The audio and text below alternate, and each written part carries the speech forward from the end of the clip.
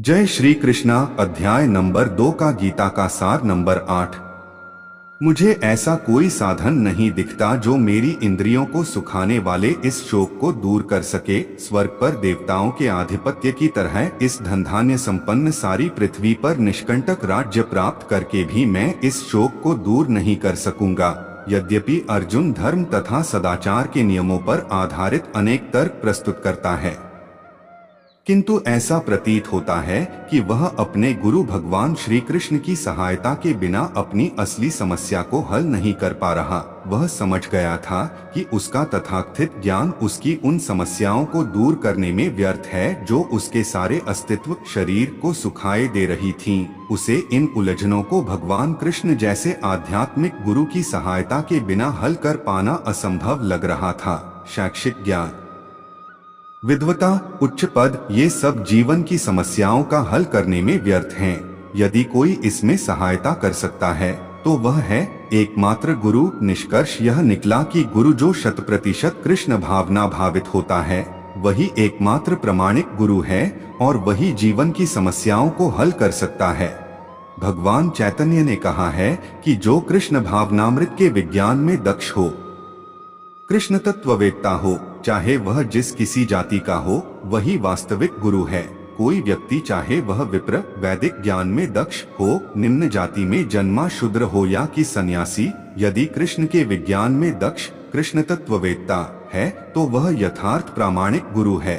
चैतन्य चरितामृत मध्य 8.128। कृष्ण तत्ववेत्ता हुए बिना कोई भी प्रामाणिक गुरु नहीं हो सकता। वैदिक साहित्य में भी कहा गया है, विद्वान ब्राह्मण भले ही वह संपूर्ण वैदिक ज्ञान में पारंगत क्यों न हो, यदि वह वैष्णव नहीं है या कृष्ण भावनामृत में दक्ष नहीं है तो गुरु बनने का पात्र नहीं है।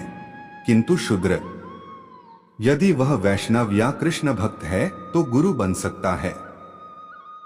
पद्म पुराण संसार की समस्याओं, जन्म, जरा, व्याधि तथा मृत्यु की निवृत्ति धन संचय तथा आर्थिक विकास से संभव नहीं है।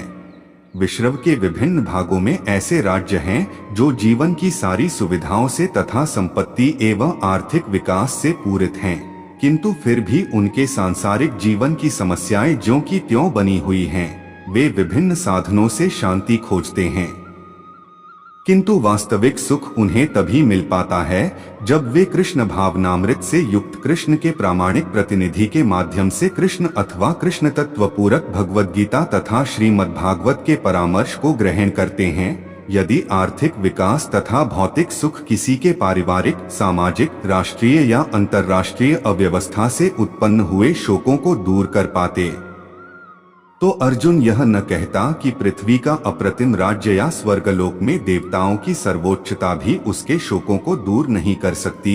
इसीलिए उसने कृष्ण भावनामृत का ही आश्रय ग्रहण किया और यही शांति तथा समरसता का उचित मार्ग है। आर्थिक विकास या विश्व आधिपत्य प्राकृतिक प्रलय द्वारा किसी भी क्षण समाप्त हो सकता है। यहाँ तक कि चंद्रलोक जैसे उच्च लोकों की यात्रा भी, जिसके लिए मनुष्य प्रयत्नशील हैं, एक झटके में समाप्त हो सकती है। भगवद गीता इसकी पुष्टि करती है। क्षीणे पुण्य मर्त्यलोकं विशन्ति। जब पुण्य कर्मों के फल समाप्त हो जाते हैं तो मनुष्य सुख के शिखर से जीवन के निम्नतम स्टार पर गिर जाता है। इस तरह से विश्व के अनेक राजनीतिज्ञों का पतन हुआ है।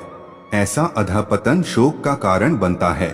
यदि हम सदा के लिए शोक का निवारण चाहते हैं तो हमें कृष्ण की शरण ग्रहण करनी होगी, जिस तरह अर्जुन ने की। अर्जुन ने कृष्ण से प्रार्थना की कि वे उसकी समस्या का निश्चित समाधान कर दें और यही कृष्ण भावनामृत की विधि है।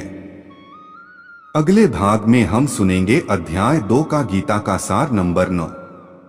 जय श्री कृष्णा। राधे राधे।